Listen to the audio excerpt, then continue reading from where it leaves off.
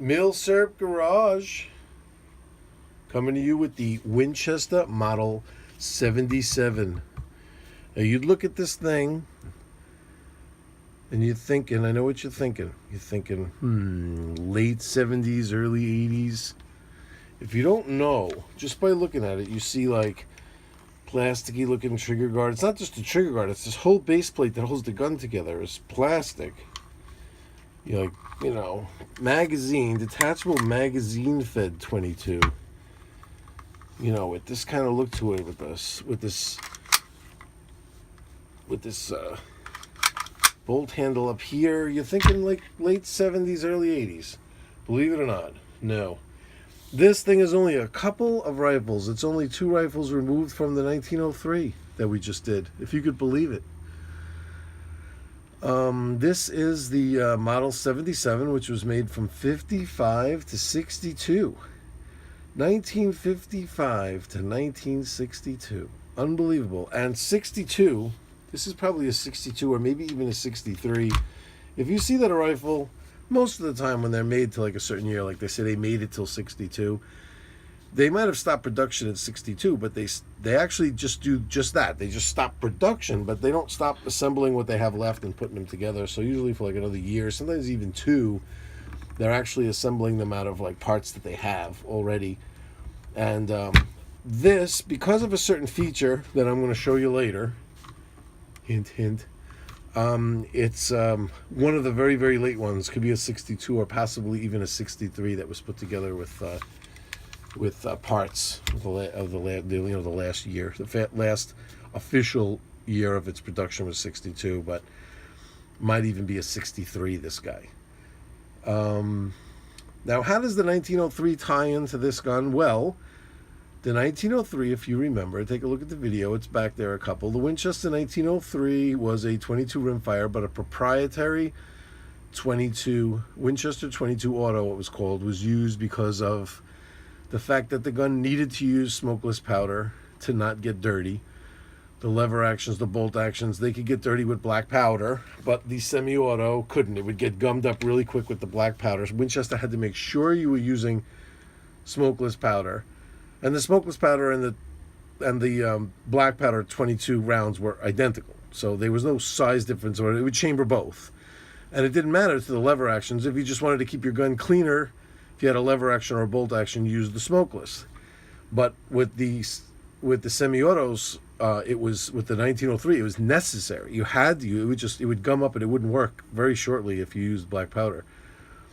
So Winchester, and also it was very susceptible to the pressures had to be consistent. So you couldn't have all different manufacturers with all different kinds of pressures being developed, and the gun wouldn't function properly. So Winchester just said, well, because of all those reasons, we're just going to come out with our own round and tailor it exactly the way it needs to be for that gun. Luckily, the gun was so awesome that was successful. I think if the gun was not so great, that never would have worked, because people don't like that kind of thing, you know what I mean? That they have to carry just one. Could you imagine you had like all these 22s, a whole bunch of them, and then just one gun had to have a different ammo? Even me dealing with that now, that's annoying. I have like a rack full of 22 ammo and like 2 boxes for this one gun, But the 1903 was reissued in 1933, and it went all the way to 1958, being able to use 22 long rifle. And then that was when it was just immensely, hugely popular. Think about it. It went from 33 to 58. It was around, even when this thing was still beginning to be produced, they were still making the 63. Because once that thing came out in 22 long rifle, there was nothing holding it back. Extremely popular. It's and they're, even now, if you look on Gun Broker, they're very expensive. It's supposed to be the best 22 semi-automatic ever made. Like, supposedly that's its moniker. It's just the pinnacle. Well, anyway, that rifle ceased production in 1958. However, let's see, what year was it?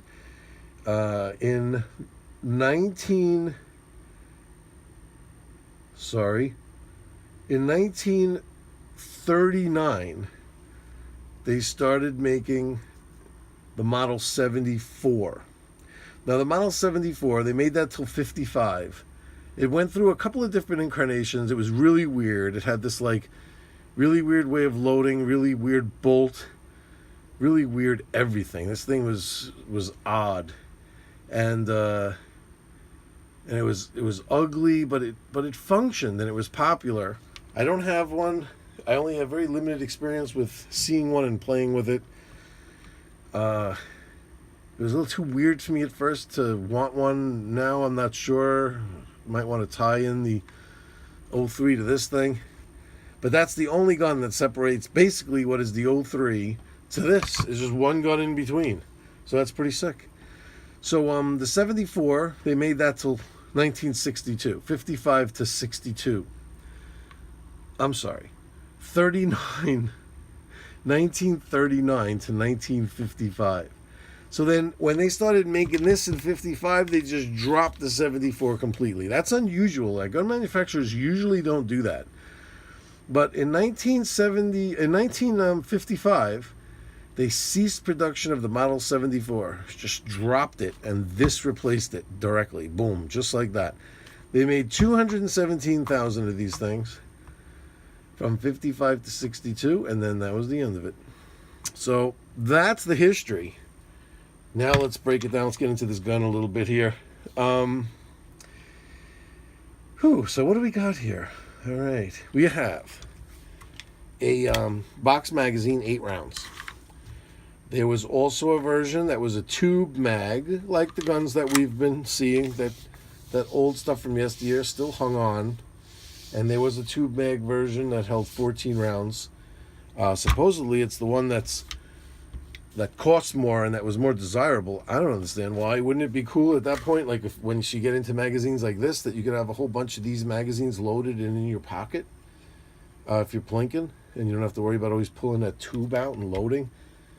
That if you collected these and you know, if you went to how expensive could they have been, that if you had 10 or 15 of these things loaded, you know, could shoot for a while. And what's nice about these is if you have a friend that's sitting there when you're shooting, he could load as you shoot, you know, which you can't do that with the tube mags because the magazine is part of the gun.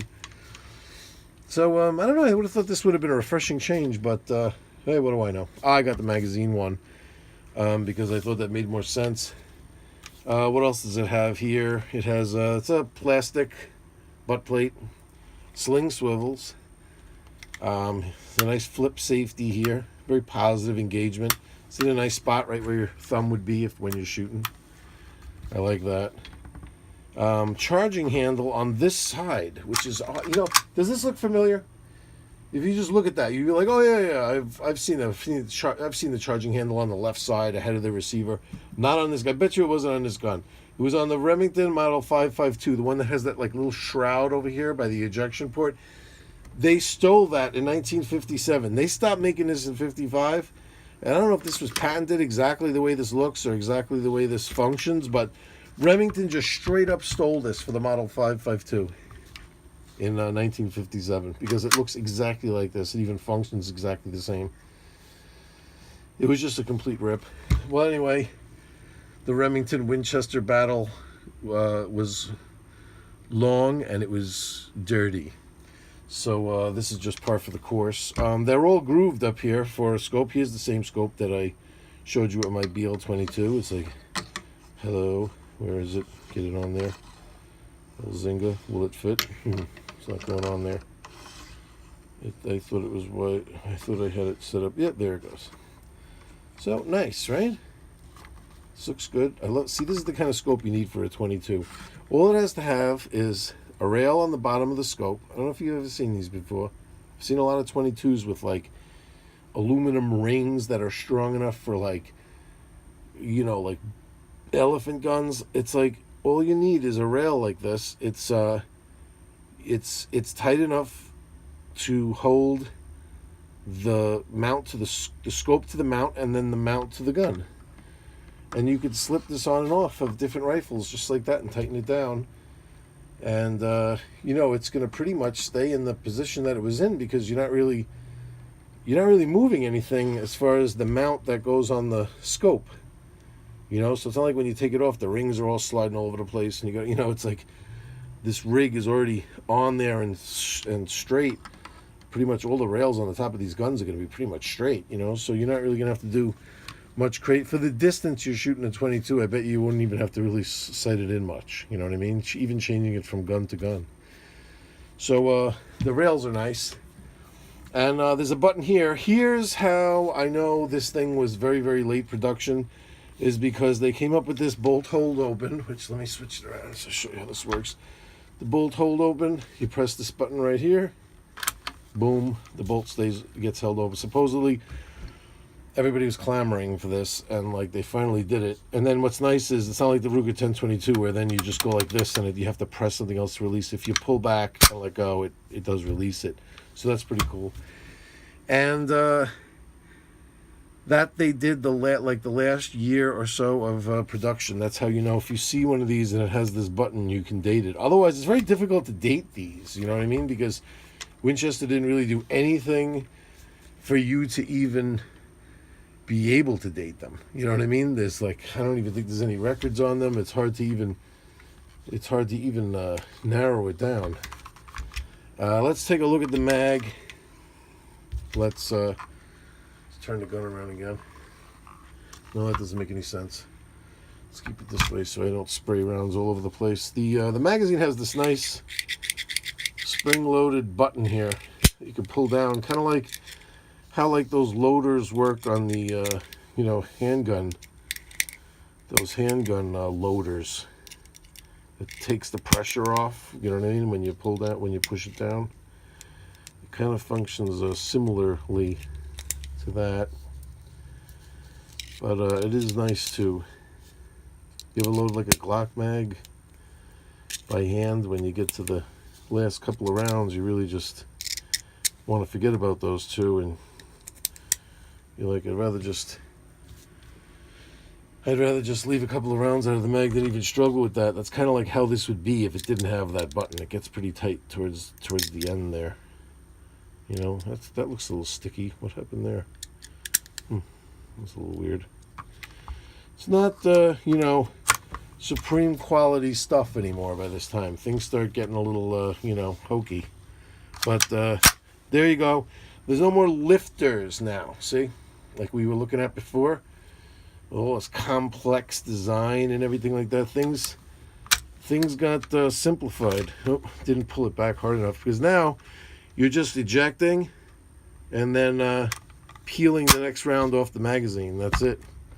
You really gotta yank on these hard for it to eject properly.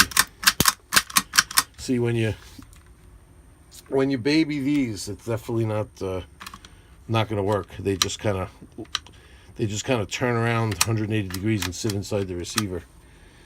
But you see that the bolt goes back to here. It's a simple blowback design. So the bolt, it goes back to here with the same amount of spring pressure. And that's basically where it ejects. You can see the ejector is like right there. So that's all it really needs to go, is to there to pick up the round and eject. So it never should really slam all the way back. But the spring, it gets tighter right here. You can feel it. That's like the buffer right there. So low power rounds, high power rounds, they would all be absorbed by that buffer. And the buffer is after the action does everything it needs to do. It only needs to go to there to function. And that last little bit is just to absorb whatever, you know, low power or high power. So that's kind of like how they solve the what if there's different pressure ammunition thing to the semi-autos. It's by buffering it like that. This design seems to work okay. I mean, this thing functions. It hasn't misfired on me, so I haven't gotten any fail to ejects or anything. It seems pretty reliable. It's just you got to get by this plastic. This is called black nylon. So I'm not even sure. I mean, it's like starting in 55. I don't even think they use the same kind of plastics even. I think they used high quality plastics, believe it or not. But man, this thing is strong, man. These two screws right here, they hold the whole gun together. You know what I'm saying? So if these screws hold the gun together, And they go through this thing, this plate down here. You know this has to be strong, you know? So, where am I over here? What's going on? Am I getting battery? Am I getting juice? Model 77 Winchester. Yep. You know, the sight looks similar to what we've been dealing with. It's just old enough, just has enough of the old feel to it to be cool. And enough of the new stuff, like, you know, a detachable mag and the semi-auto design without crazy amounts of parts. You know what I mean? It simplifies it. Oh, let me give you a little heads up while I got you here. You see this safety? If you buy one of these and you take it apart to clean it, behind this safety is like a little snap ring that holds this mechanism together. Don't touch that snap ring. Don't even touch it. Don't even wipe like rags on it where you might accidentally pop the snap ring off. Don't just like spray it with some gun scrubber. Spray it with some compressed air to dry it off or clean it, or a little canned air. Shh. Oil it and leave it alone. Do not take that clip off. Trust me. Do not. If you look on YouTube, there's a video of how to get that clip on, and it involves drilling a hole through the arm that's connected to this. That's the procedure the guy came up with. If this clip comes off, here's a way to get it back on, and it involves drilling a hole through the arm. Trust me, I did it without drilling the hole, but oh my God. It took like 3 hours, and half of that time was spent on my hands and knees in my shop looking for the clip every time it shot off into nowhere's land. And it's non-magnetic, so you can't even use a magnet to find it. I don't even want to get into it. I'm getting emotionally scarred just even thinking about it again. I just figured I'd save it. It was so important to me that I'm going to spend a minute on this video to actually talk about it. That's how important it was. If I could save somebody from having to deal with that. Do not mess with the clip that connects this safety. Thank you. So here's the rifle. Here it is. Remington ripped this off, by the way. So it is pretty cool to have the charging handle on the left side, because you don't have to remove anything that, like, we've been through this before. I've talked about this a couple of times. Anything that takes you off that weld is no good. And normally you'd have to jink and then back again. It's kind of nice. You do the cycling right there with your finger right on the trigger. But, you know, it adds another element. You do have to be careful that now when you're charging it, make sure you're not holding the rifle, you know, in place by using the trigger, so that when you cycle, just as it closes, you might pull the trigger inadvertently because your finger's on the trigger now. Pay attention that you're using a different hand to make it dangerous, and that hand might usually be off what makes it shoot. You understand? And that now you're going to have the hand on what makes it shoot as you make it dangerous. You might want to just pay attention to that. Get the feel for it, play with it. It's a little different. It functions great though, and you know, it's nice to look at the transitions. It's nice to look at where things were going through the 50s. Next time, we're going to need Marty McFly and Doc to bring us back from we're going to go so far into the past with these 22s. I only got a couple left. And then we're into the end of April. I'm going to do some range videos with these 22s possibly when it starts to get a little warm out there. And then there's a couple of people. I don't have many people commented on my channel, but there's a couple of people that are like, where are the Milsurps? You do have Milsurp rifles in this Milsurp Garage of yours, don't you? Yes, we do. And we're going to get back into it. This is just a little, I'm getting my feet wet again. I'm breaking off into something a little different, because this is mad interesting. And a lot of these designers, then this guy, I don't know who designed this thing. I always talk about the designers. Do I have that written down? I don't have that. Man, I feel bad now. I'm going to put it in the comments. I'm going to do a little research. I'm going to find out who made this thing, and I'm going to put it in the comments to the video, because I think he deserves to be mentioned. It's a pretty cool design.